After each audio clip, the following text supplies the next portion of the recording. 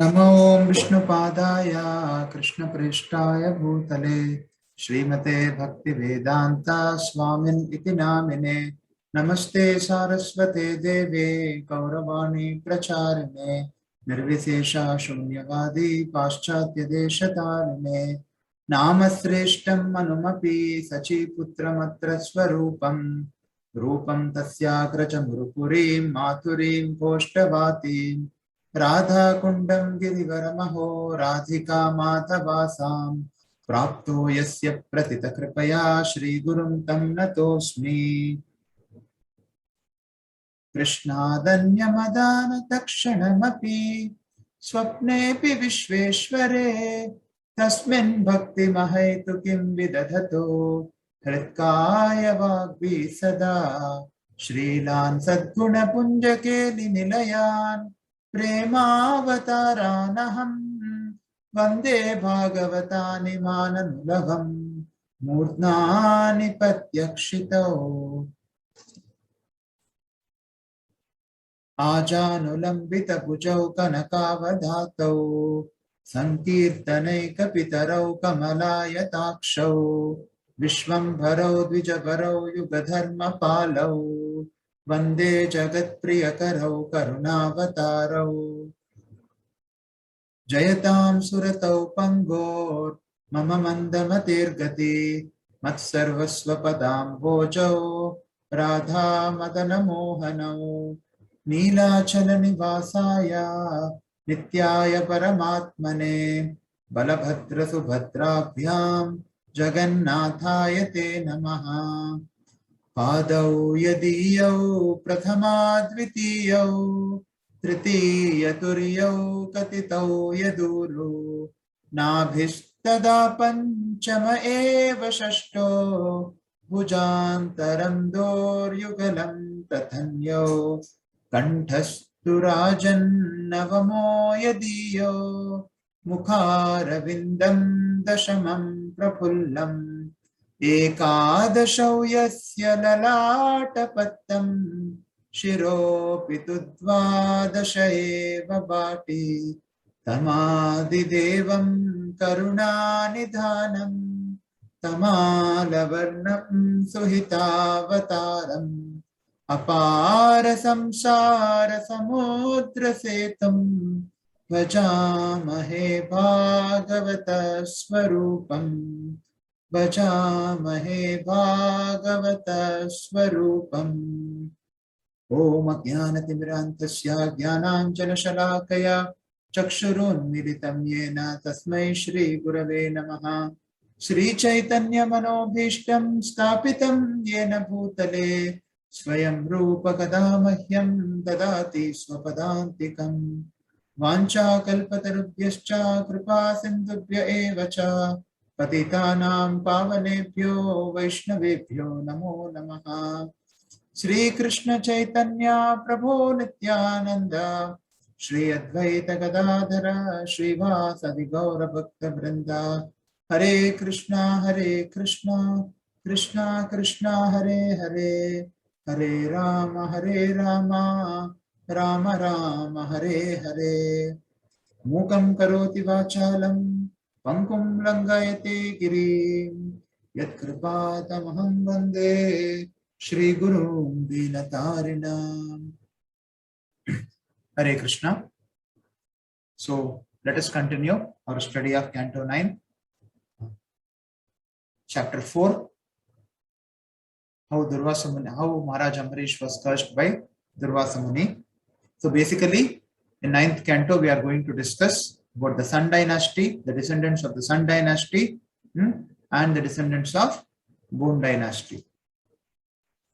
So Maharaj Ambarish was the son of Nabhaga, who was in turn the son of Nabhaga of the Sun Dynasty. And let us resume from where we stopped yesterday. So until now we have discussed the brief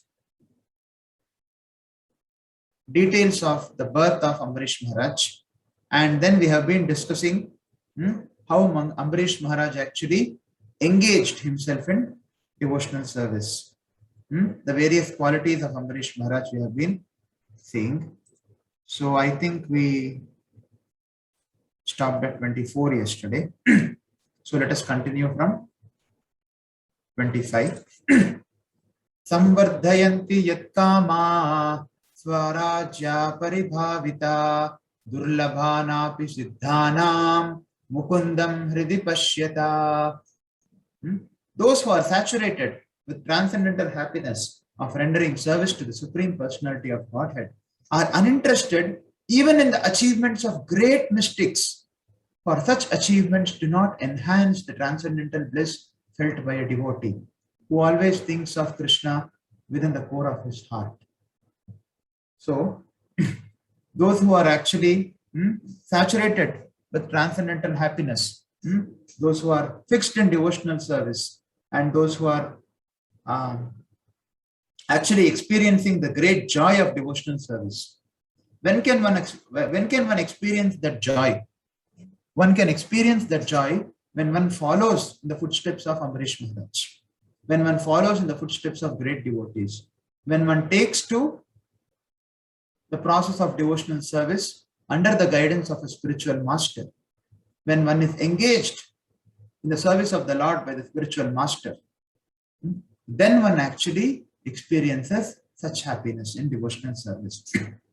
And what is the consequence? The consequence is he is not attracted to anything. Generally, people are attracted to a lot of mystic powers. So, there is a story which Srila Prabhupada says very often, that there was a man in a village. Somehow he wanted to become very popular. And there is a river.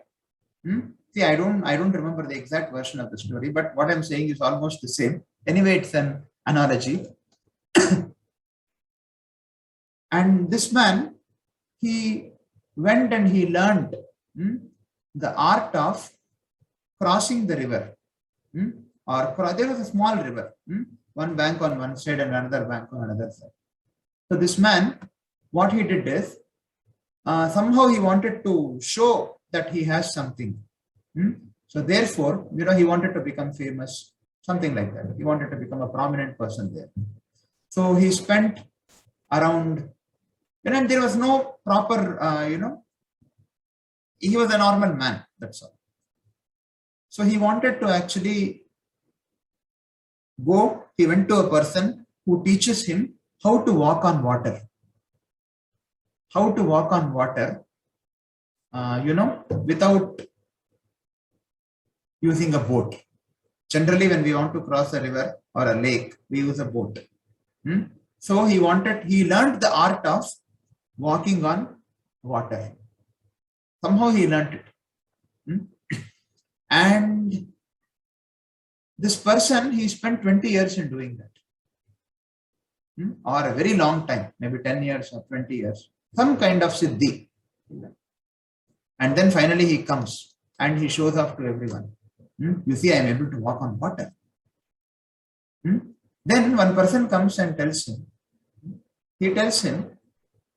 see, if I pay 5 rupees to the boatman, he will drop me very easily on the other side of the river.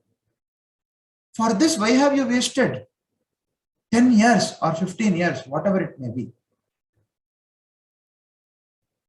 So that person was very intelligent.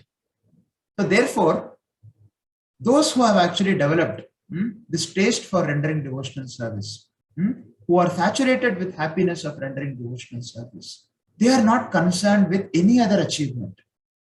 It does not mean that they are irresponsible. They are very meticulous in whatever they do. They do it with their best sincerity, but their intention is not to become prominent. Their intention, what is the purpose people practice this mystic yoga and all, these siddhis and all? So many things are there. You bring out something from your mouth. Or I know, I'm not going to name those people now. That is not the purpose of this discussion. There are some people, who have this vashikarana. They attract the subtle body. They have some siddhis, and they turn one pot of milk to payasam. To, sweet rice or payasam or whatever. Anyway, what are they going to achieve when they have a lot of followers? Are they able to rescue their followers, or are they able to rescue themselves from the material existence just by doing this mystic yoga? So what to speak of any material prosperity? They are not the people, the personalities who are happy in rendering devotional service are not attracted to anything. These generally people are attracted to practicing mystic yoga and all so that they become prominent. That's all. Otherwise, what is going to happen? Why should they learn mystic yoga to make payasam? They can learn to make payasam, no? How long it would take to make payasam? It will take maybe half an hour or 1 hour to make good payasam, not more than that. Why should you learn mystic yoga to make this payasam? What is all this nonsense? But there are many people who want that. But a sincere devotee, he is not attracted to anything other than being a servant of the Supreme Lord, being a servant of his spiritual master, pleasing the Supreme Lord, pleasing the spiritual master. And such achievements do not enhance the transcendental bliss, because he is always thinking of Krishna within the core of his heart. He is always thinking, what is going to please Krishna? What is going to please my spiritual master? Just like, a beloved always thinks of the lover, or for that matter, anyone. It may be, a husband and a wife, or a wife and a husband, or parents and children. They always think, when children love their parents, they always think, what is going to please my parents? So in that way, he always thinks of Krishna. And in that way, he always thinks of this. Thinking of Krishna means thinking of the pleasure of spiritual master. One cannot say that I don't have any spiritual master, I will not hear to anyone, but I have separate attraction to Krishna. That is not valid, or even if so, it is considered to be a very, very low level in devotional service. So the devotee, a sincere devotee, always thinks only of Krishna within the core of the heart. He does not think about anything else, and nothing else fascinates him. He is not interested. He is uninterested. He is completely disinterested, not only in elevation to higher planets. In higher planets, the quality of life is very good. What to speak? People are so concerned, to go to America, Europe.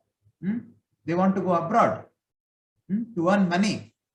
And there are better facilities for enjoyment in those countries.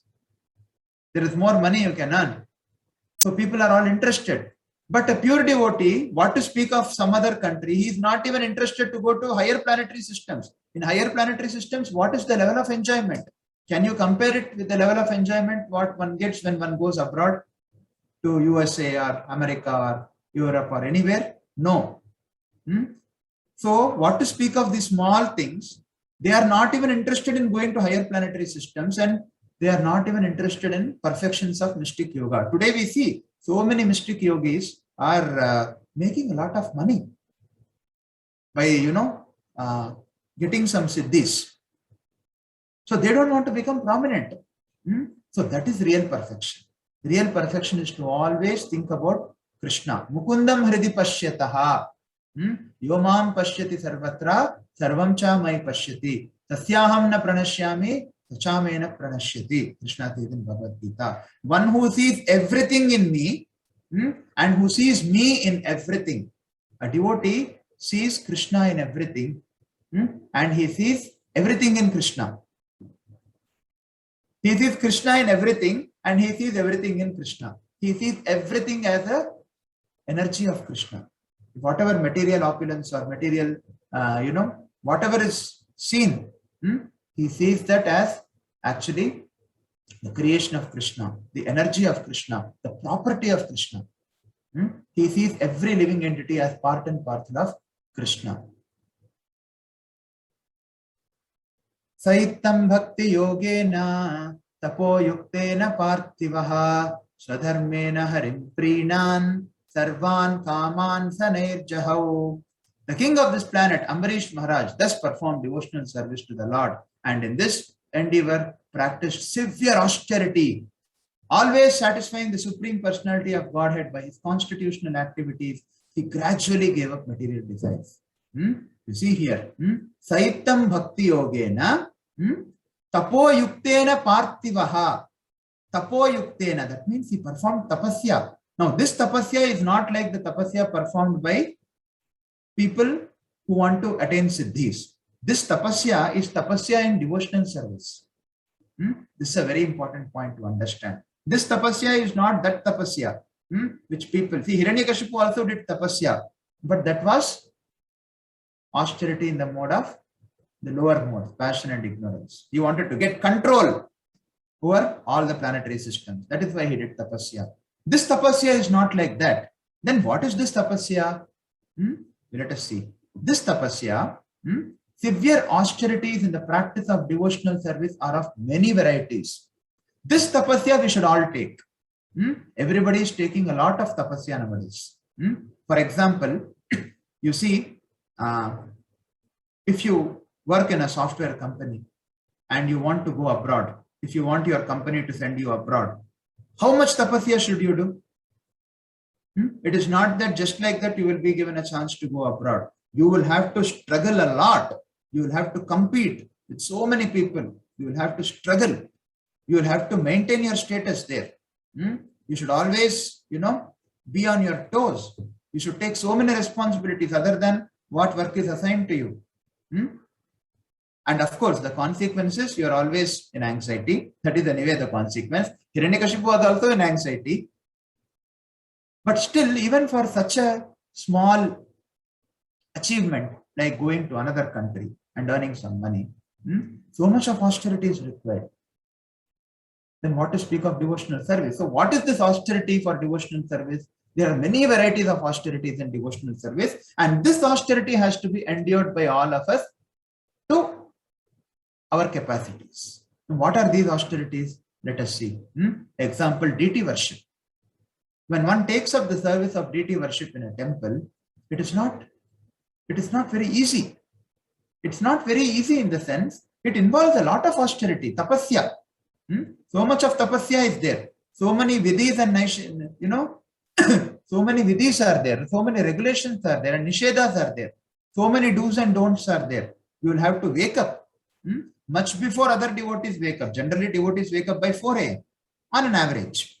Practicing devotees, they try to wake up by at least 4 a.m. But the pujaris in a temple, have you ever thought, particularly in our ISKCON centers, when they have to wake up? They will have to wake up as early as sometimes 2 o'clock or 2:30. And they have to finish their chanting before a particular time. So many devotees are actually involved in worshipping the deities. So it is not a small thing. It is it is an austerity. But this austerity one has to endure. Of course, to one's capacity, but all of us must take some, austerity or the other. It is not an easy thing to worship deities. You need a lot of commitment. You should always be thinking of the deity's pleasure or Krishna's pleasure. What is going to be pleasing to this? What is going to be pleasing to Krishna? You have to cook. You have to offer bhoga on time. See, sometimes when we are not well, we don't cook. We buy food from outside or Govindas or somebody else. But when you are in deity worship, whatever may be the situation, you have to cook for the deity. So many vidhis and nishedas are there. So much of austerity is endured. And this austerity is required to progress in devotional service. So Ambarish Maharaj, he was not just sitting on his chair. He was not just simply sitting on his chair and dictating things. No, he endured lot of austerity. So much of austerity he endured in order to please the Supreme Lord. He did not take anything for granted. Of course, Lord had kept him in that position. Lord had given him so much of material opulence. We cannot imagine the opulence of Ambarish Maharaj. What opulence do we have? We become so proud even with very little opulence. Ambarish Maharaj had all the opulence in the world. But still, he endured austerity because he felt himself very small before the Supreme Lord. He had this understanding, he had this realization that Lord is the Supreme and he has just entrusted me for some time in this service. And he knew that everything is the property of the Lord, and he recognized himself as a menial servant of the Lord. So therefore, he took austerity like anybody else. In fact, he took austerity much more than everybody else.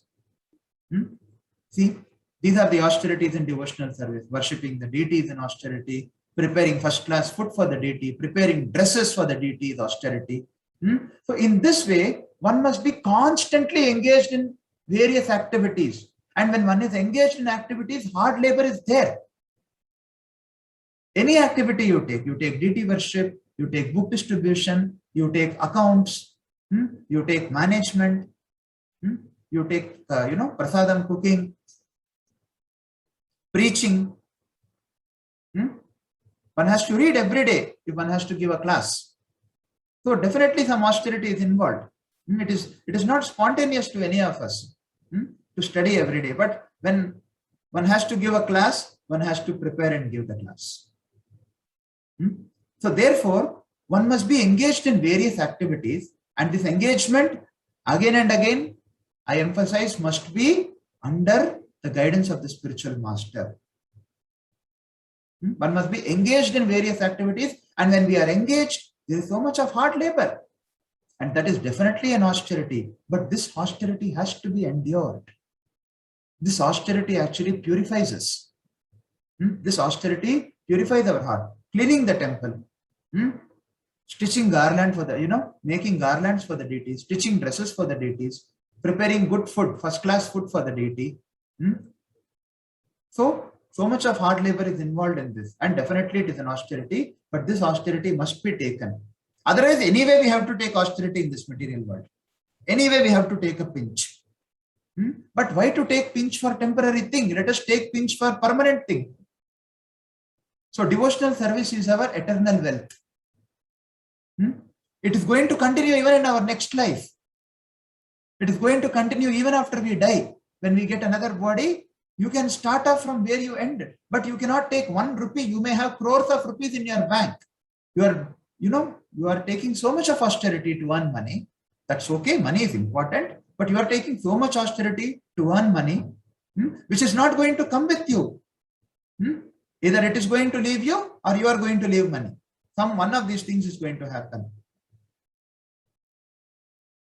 So austerity must be taken. Similarly, the hard labor, Prabhupada writes this as labor. Similarly, the hard labor involved in preaching, preparing literature, preaching to atheistic men, distributing literature door to door is of course an austerity. This is the meaning of tapoyuktena. Tapoyuktena parthiva. This emperor, he took this kind of austerity. How many austerities has Srila Prabhupada taken for us? How many austerities, so many devotees, how many austerities the acharyas have taken, how many austerities Srila Prabhupada has taken, and how many austerities the pure followers of Srila Prabhupada have still been taking for this movement to keep going. How many austerities, how many sacrifices? It is very easy. We go to a temple, we listen class, we take nice prasadam, but how many devotees have actually sacrificed? It is the result of austerity and sacrifice of so many devotees that we are actually able to practice Krishna consciousness.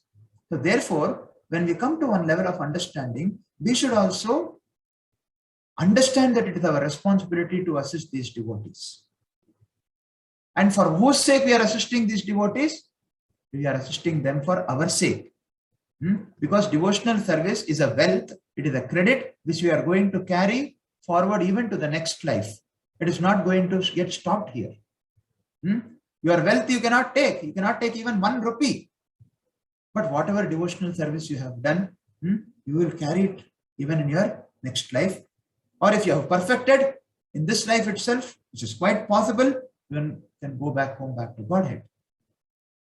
So why not take austerity for this eternal wealth? So it is definitely an austerity.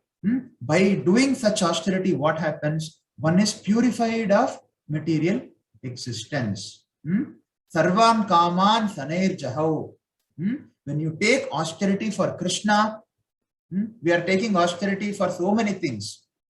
But what we get in the end, the result is only frustration, lack of clarity of the goal, and lack of fulfillment of heart.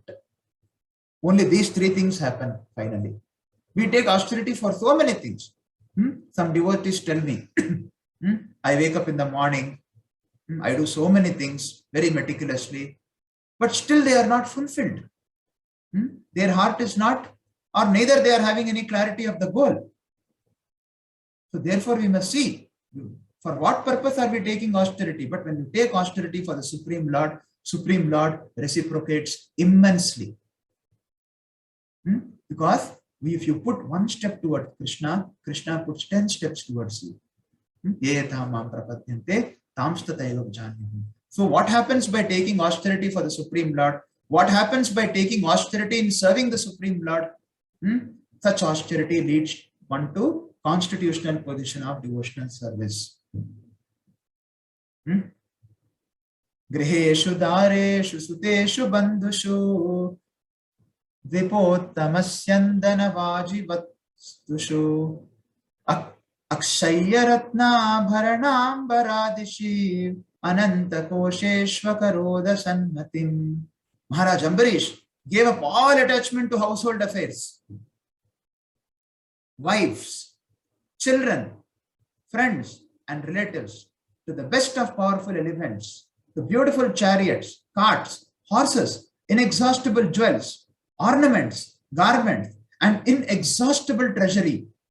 He gave up attachment to all of them, regarding them as temporary and material. Just imagine how much of opulence Ambarish Maharaj had. He had so many wives. He was a Kshatriya, he was a king, he was allowed to marry many wives. He had so many children, friends, relatives, so many, elephants, so much of wealth in the treasury, inexhaustible treasury. But still he could give up attachment. Why? Because he got a higher taste. Vishaya venivartante niraharasya dehina rasavarjam rasobhyascha param drishtva nivartate. Krishna says in Bhagavad Gita, when one gets higher taste, one is able to give up the lower taste. So when one is disturbed by lower taste is always disturbing. What is lower taste? Lower taste is nothing but the pleasure which is got due to sense gratification. Why it is always temporary and why it is disturbing? Because it has a beginning and it has an end. Yehi samparshya bhoga dukkhayonaya evate adyantavanta kaunteya nateshu ramate buddha. Krishna says in Bhagavad Gita, the pleasure which is got due to the contact between senses and the sense objects. Yehi samparshya bhoga. It always leads to misery because it has a beginning and it has an end. But when one takes to devotional service under the guidance of the spiritual master, one is always happy and he gets a higher taste. And when he gets a higher taste, automatically the lower taste goes away. He is not attached. You see here, it does not mean he was neglectful. He was not neglectful of his household affairs. He was not neglectful of his wife or children. It is only the thing he was not unreasonably attached. Unreasonably attached means what? Unreasonably attached means giving up Lord's service in order to serve one's body or one's extended body. What is extended body? Extended body is children. Not taking Krishna's service as priority. So that refers to attachment to body. Not giving maximum priority to Lord's service.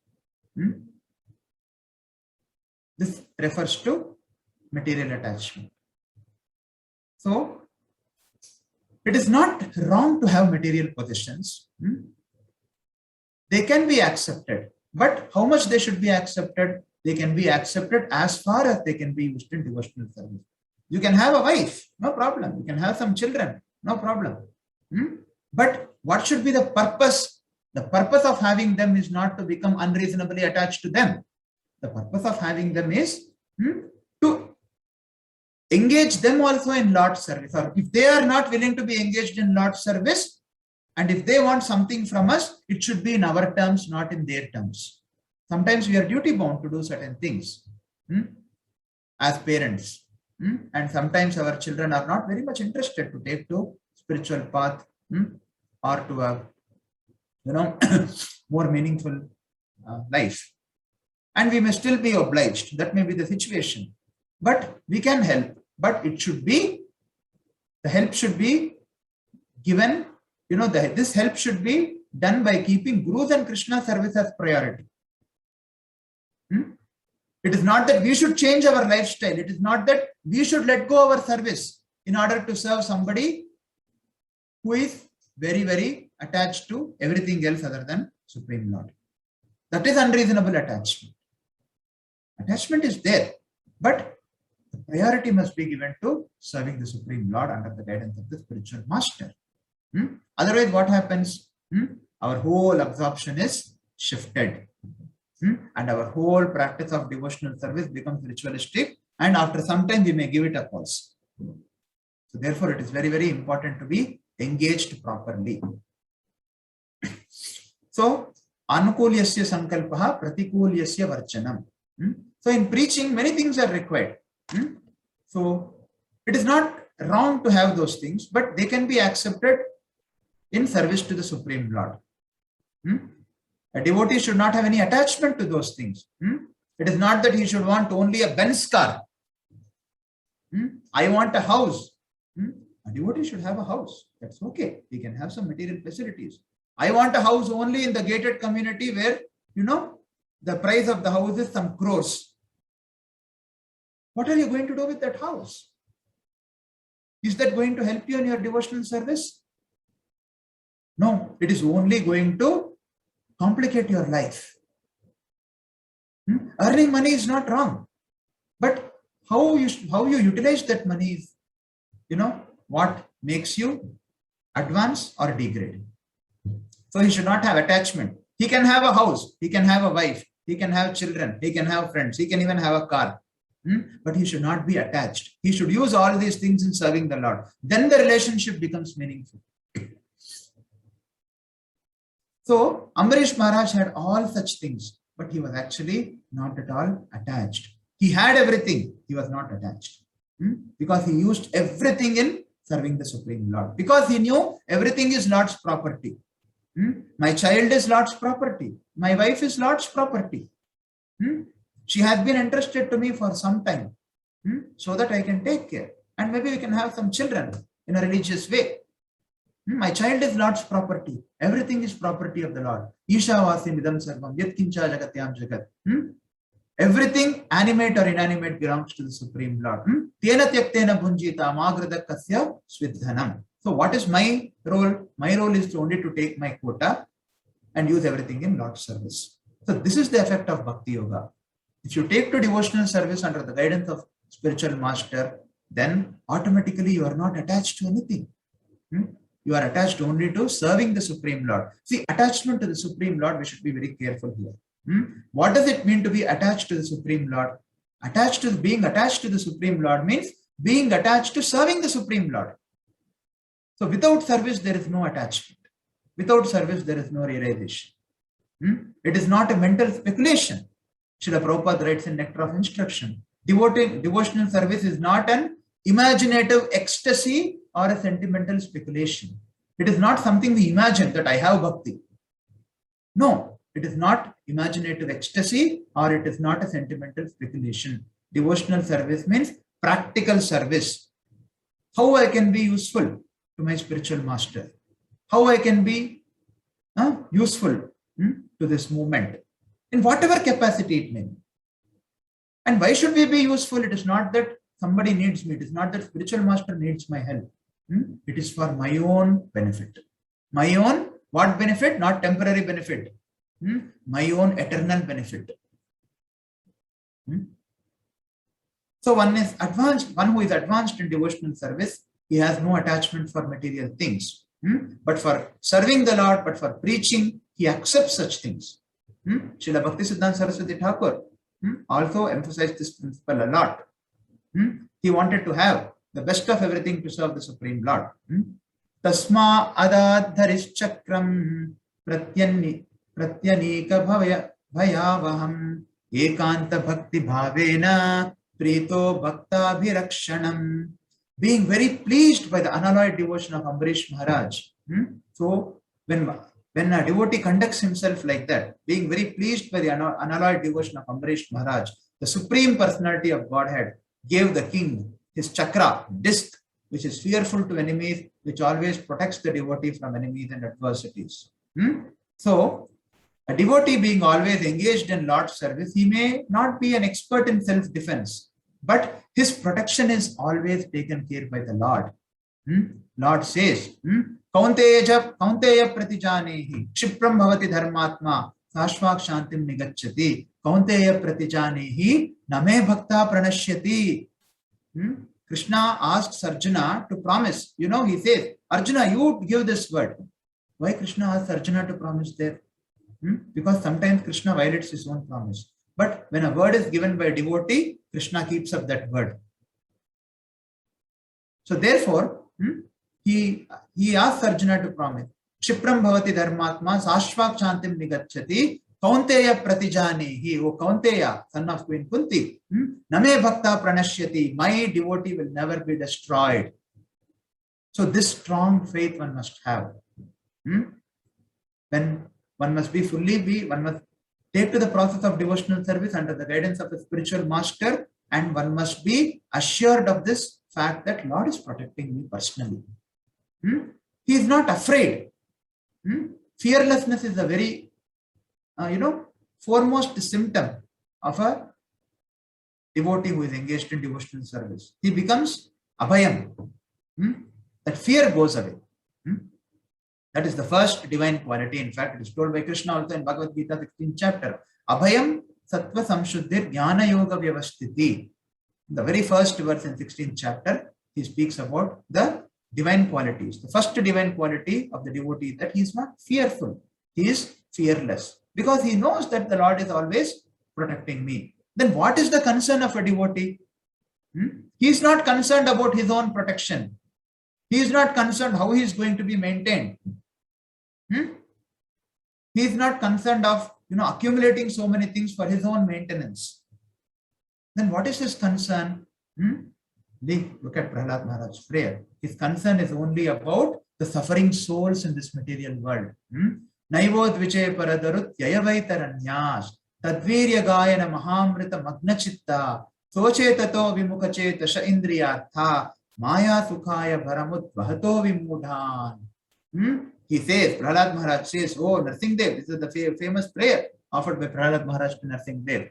Prahlad Maharaj says, Naivod Vijay Paradarut Yayavaitaranyas Tadvirya Gayana Mahamrita Magnachitta. I am not afraid of Vaitarani. Vaitarani is the river in Yamaloka. You have to cross that river to go to Yamaloka. So he is not afraid of that. That river is a very abominable river. Naivod Vijay Paradarut Yayavaitaranyas. Why he is not afraid? Prahlad Maharaj says, I am not afraid of crossing the Vaitarani river because Tadvirya Gayana Mahamrita Magna Chitta, because I am always engrossed in chanting and hearing about your glories. Then what is his concern? Soche tato vimukache tasha indriyartha. Maya sukhaya baramud vahato vimudhan. I am just concerned about these fools and rascals who are not taking to devotional service, who are wasting their life. So his only concern is about those who are suffering in this material existence because of their forgetfulness of Krishna. He is not afraid of material existence because he says, wherever I am fully absorbed in thoughts of your glories and activities. My only concern is for those fools and rascals who are making elaborate plans for material happiness and maintaining their families, societies, and countries. I am simply concerned with love for them. Ari Radhai Shukrishnam Mahishya Tulya Shilaya Yukta Samvatsaram Viro Dadharadvadashi Vratam. Now what happened? To worship Lord Krishna, Ambarish Maharaj, along with his queen, who was equally qualified, observed the vow of Ekadashi and Dwadashi for 1 year.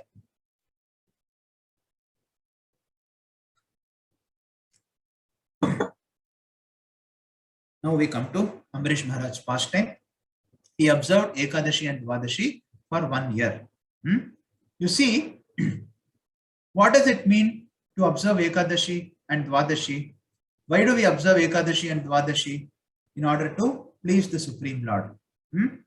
So, one who is interested in advancing spiritually must observe this. And we see one more thing, that Ambarish Maharaj's wife was equally as qualified as the king. So therefore, it was possible for Ambarish Maharaj to engage his life in household affairs. So this is a very important thing. Tulya Shilaya. You see here. Mahishya Tulya Shilaya. That means what? Unless a wife is equally as qualified as her husband, household affairs are very, very difficult to continue. So therefore, if the wife is not cooperative, Chanakya Pandit advises that one should become a Vanaprastha or a sannyasi. Mata yasya grihe nasti bharya chapriyavadini. When the wife is very unpleasant, and when one does not have a mother, if one doesn't have a mother, and if the wife is not cooperative, then what he says, Aranyam tena Gantavyam. You have to go to Aranya. You have to go to forest. Why? Yatharanyam tata graham. Because there is no difference between your house and forest. So therefore you should go to the forest. Vratante kartike masi triratram samuposhitaha snatak kadachit kalindyam harim madhuvaner chayat. In the month of Kartik, after observing that vow for 1 full year, after observing a fast for 3 nights, and after bathing in Yamuna, Ambarish Maharaj worshipped the Supreme Lord Hari in Madhuvana.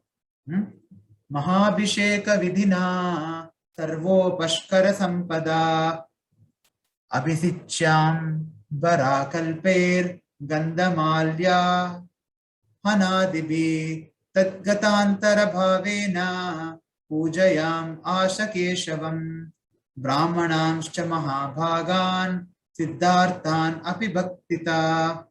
So, following the regulative principles of Mahabhisheka, Ambarish Maharaj performed the bathing ceremony for deity of Lord Krishna with all paraphernalia, and then he dressed the deity with fine clothing. See, everything he did personally. It is not that he instructed, hey, you do this, you do this. He did everything personally. He performed the bathing ceremony of deity. He dressed the deity.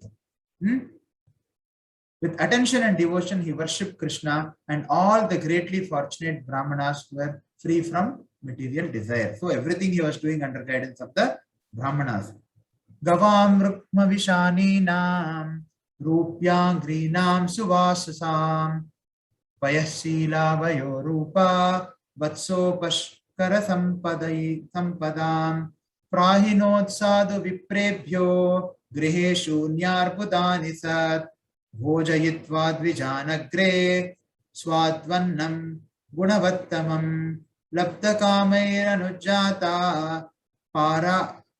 paranayopa chakrame tasya tarhyati sakshat durvasa bhagavan abhut. Thereafter, Ambarish Maharaj satisfied all the guests who arrived at his house, especially the Brahmanas.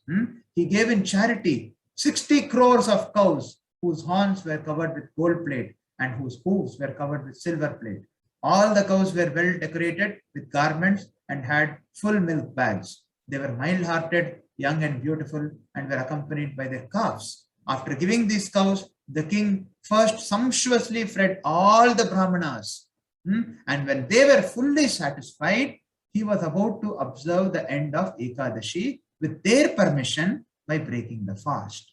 Exactly at that time, Durvasa Muni, the great and powerful mystic, appeared on the scene as an uninvited guest.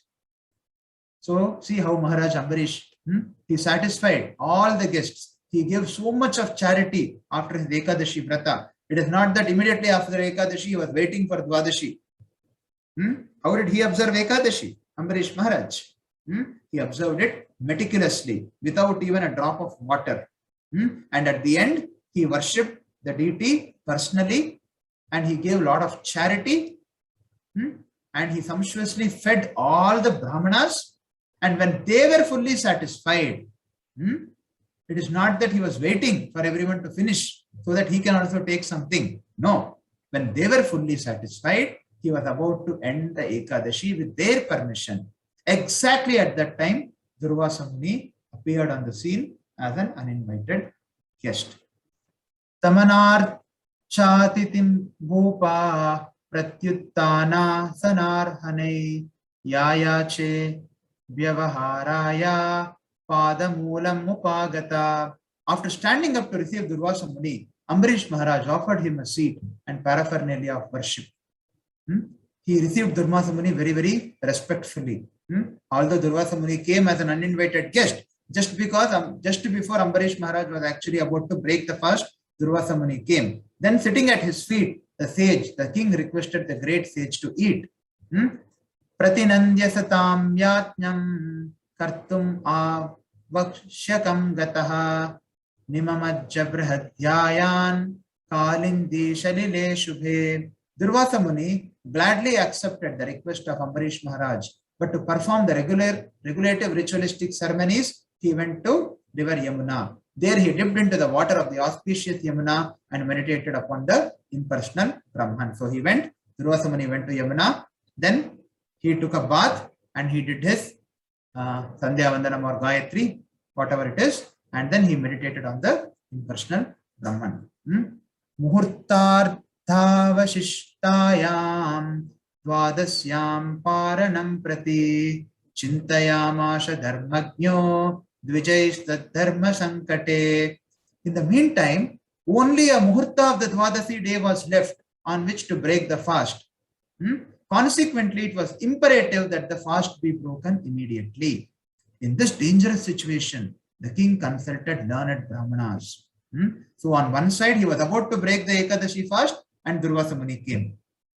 He took Durvasa Muni, he received him very well. He asked him to take prasadam, but Durvasa Muni told he will go, he will take a bath and come back. But there was only a very small amount of time left to break the fast. Otherwise, that Ekadashi Vrata is not considered to be successful.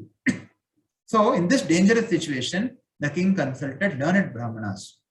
So he didn't do anything whimsically. He knew he was in a Dharma Sankat. Dharma Sankate. What is Dharma Sankat? Dharma Sankat means there are two things.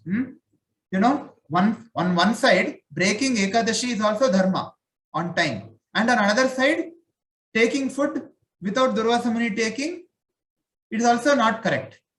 On one side, not breaking Ekadashi in the correct time is also not correct. So it is a dharma to break Ekadashi at the right time. Okay, they are conflicting. It's a conflicting situation. On one side, he has to break Ekadashi. He cannot wait because the Muhurta is going. If he doesn't break, it is not correct. And on the other hand, Durvasa Muni. So he has to wait for Durvasa Muni. He cannot take food or he cannot break the fast without Durvasa Muni coming. So it is a Dharma Sankat. So what did Ambarish Maharaj do? Did he act whimsically? When this Dharma Sankat was there, did he act whimsically? No. What did he do? He consulted the learned Brahmanas. So he always depended on the Brahmanas because of his submission to the Supreme Lord. If you say you have devotion to the Lord, that means a very important symptom of a person who has bhakti is that he always consults.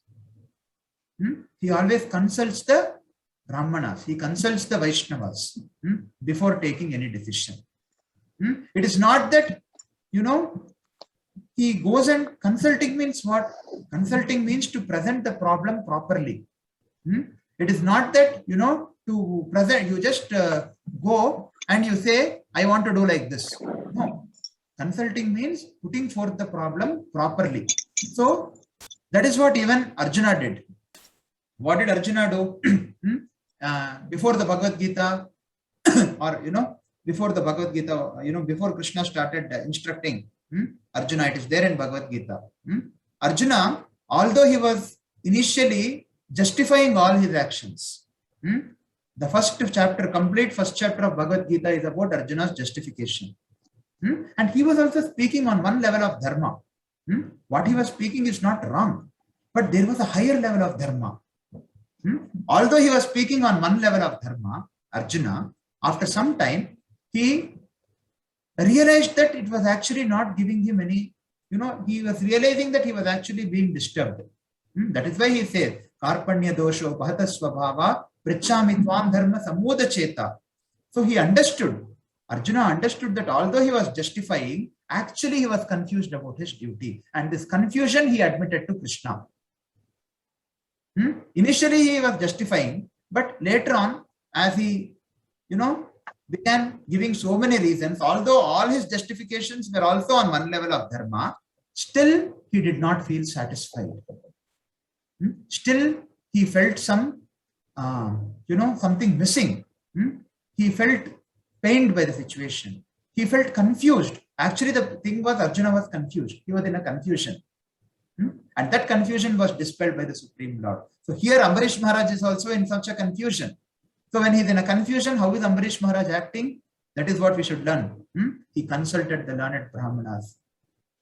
Brahmanatikrame dosho dvadasyam yad aparane yad kritva sadhu me puyat adharmo vanamam sprishet ambasa kevalenatha karishye vrataparanam ahura pakshanam vipra yasitam nasitam chatat.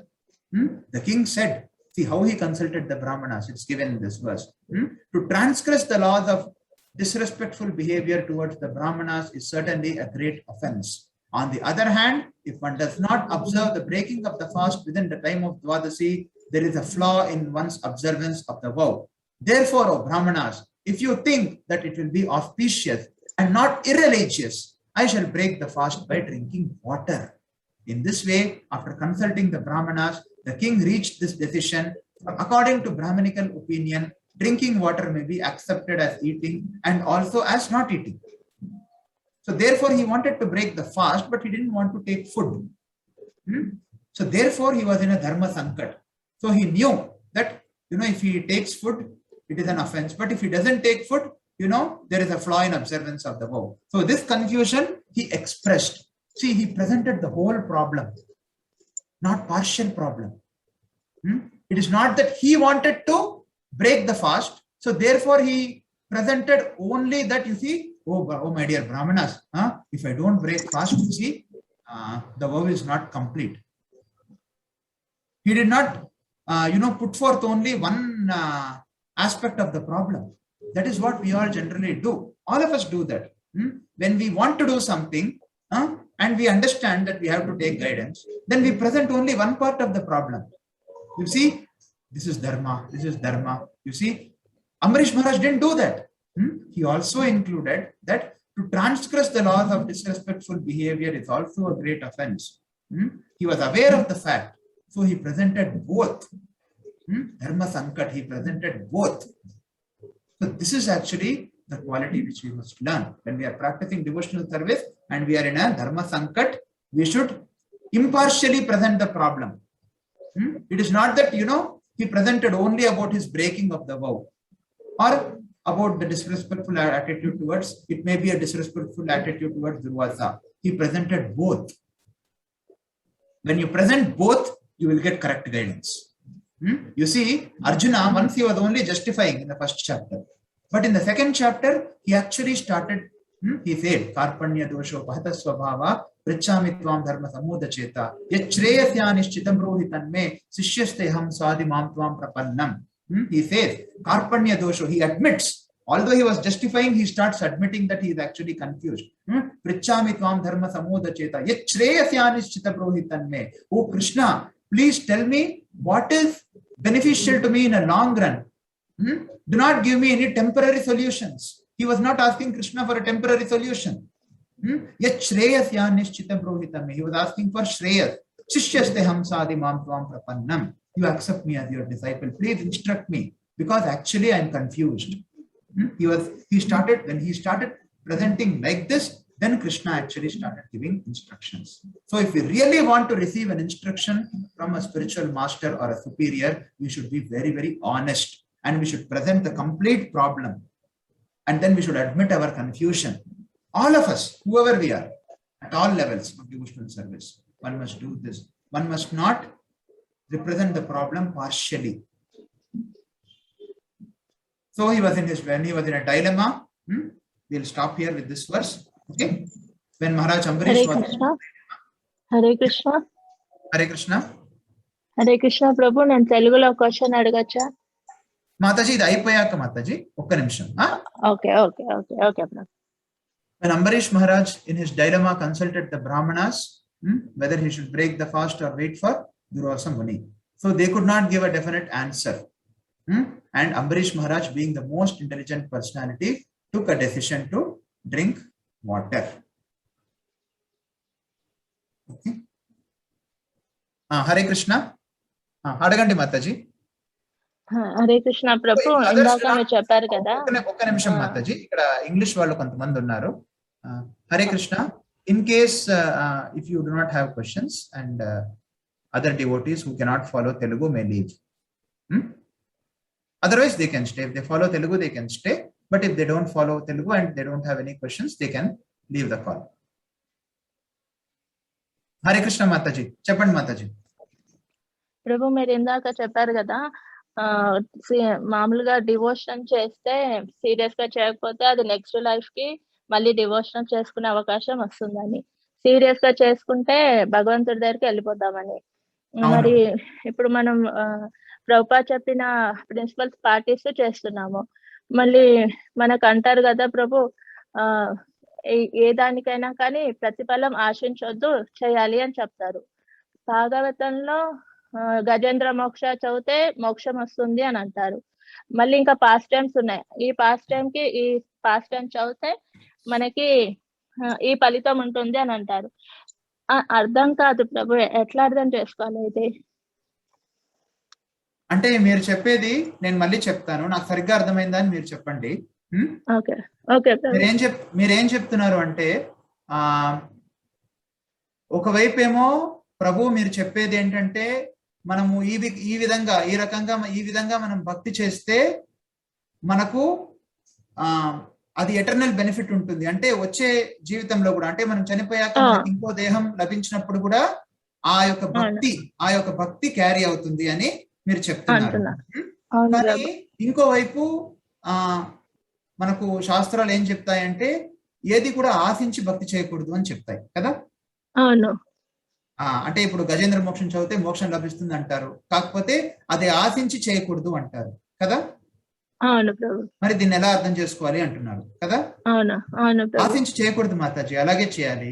కానీ అది భగవంతుడు మనకు ఒక మాట ఇస్తున్నారు అనమాట. భగవంతుడు ప్రమాణం చేసి చెప్తున్నారు, భగవంతుడు భగవద్గీతలో చెప్తున్నారు. అది నేహాభిక్రమ, మనం ఆశించకూడదు. అది కరెక్టే, మీరు ఏదైతే చెప్తున్నారో ఆ విషయం కరెక్టే. మనం ఏదో ఒకటి ఆశించి చేయకూడదు. అందుకే గైడెన్స్ లో చేయాలి అనేది. మనం గైడెన్స్ లో ఎప్పుడైతే చేసామనుకోండి, ఎవరైతే మనకు గైడెన్స్ ఇస్తున్నారో వాళ్ళ యొక్క సంతృప్తి తప్ప మనం ఇంకేది ఆలోచించాం కదా. ఏమంటారు? అందుకే భక్తి అనేది మనము ఒక గైడెన్స్ లో చేయాలి. అంటే ఇప్పుడు గురువు యొక్క ఆశ్రయంలో కానీ, వాళ్ళు చెప్పిన గైడెన్స్ లో కానీ, లేదా సీనియర్ డివోటీస్ ఎవరైతే గురువు యొక్క ప్రతినిధులో వాళ్ళ యొక్క గైడెన్స్ లో చేయాలి అని మనం అంటాము. ఎందుకంటే మీరు చెప్పేది కరెక్టే, వాళ్ళ గైడెన్స్ లో మనం చేస్తే మనం ఆశ పెట్టుకొని చెయ్యం. కేవలం ఒకటే ఒక ఆశ ఉంటుంది. వాళ్ళ గైడెన్స్ లో మనం చేస్తే, అయ్యో మన గురువు గారు లేదా ఎవరైతే గురువు గారి యొక్క ప్రతినిధులు ఉన్నారో, ఎవరైతే సీనియర్ డివోటీస్ ఉన్నారో, వాళ్ళ యొక్క సంతృప్తి కోసం మనం ఇది బాగా చేయాలి అని మనం అనుకుంటాం. అలాంటి ఆశ తప్పు కాదు. అలాంటి ఆశ లేకపోవడమే వాళ్ళ సంతృప్తి కోసం మనం చేయడం. కాబట్టి మనం ఇవన్నీ కూడా గైడెన్స్ లో చేస్తే ఆ ఒక ఆశించాలి, అంటే ఒక ఆశ పెట్టుకొని మనం చేయాలి అనేటువంటి భావన మనకు తగ్గుతుంది. మనం సొంతంగా చేయకుండా ఎప్పుడైతే మనము కేవలం గైడెన్స్ లో చేస్తామో భక్తి, ఆ టైంలో మనకు ఈ స్వార్థం అనేటువంటి ఇది తగ్గుతుంది అన్నమాట. ఓకే బ్రో, అంటే స్పిరిచువల్ డిజైర్ పెట్టుకోవడం తప్పు కాదన్నమాట. తప్పు కాదు. కాకపోతే మనం భక్తి చేసేటప్పుడు మనం గైడెన్స్ లో చేయాలి. ఓకే. అండ్ ఇంకోటి, గైడెన్స్ తీసుకునేటప్పుడు మనం చాలా ఓపెన్ మైండెడ్ గా, ఆనెస్ట్ గా తీసుకోవాలి గైడెన్స్. అండ్ గైడెన్స్ లో మనం చేసామనుకోండి, కేవలం వాళ్ళ యొక్క సంతృప్తి కోసమే చేస్తాం, వాళ్ళు సంతోషపడాలని చేస్తాం. వాళ్ళు సంతోషమవుతే భగవంతుడు సంతోషమవుతాడు. సో భగవంతుడు సంతోషపడాలి అనుకోవడం తప్పు కాదు కదా, ఆ భావనతోనే చేయాలి భక్తి, అంతే కదా. Okay, thank you Prabhu. Hare Krishna.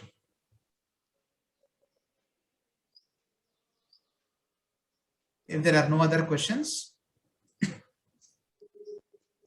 we can stop for the day. We will continue tomorrow from verse number 41. Thank you for your participation. Hare Krishna. ग्रंथराज श्रीमद् भागवतम की जय. श्रील प्रभुपाद की जय. जय.